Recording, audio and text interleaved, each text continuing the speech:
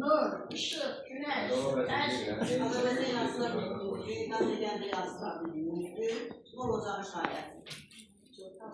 Ben de anlaşım şehrin birinci təmizəsini aldım. Qadın şehrini bilmək istəyərdim. Dünyayı azadlıq diləyən qadın. Azad qadınsan, qalib ölkənin. Üzündən nur saçır adın ailəmin. Böyük planetin, kiçik qitəmin.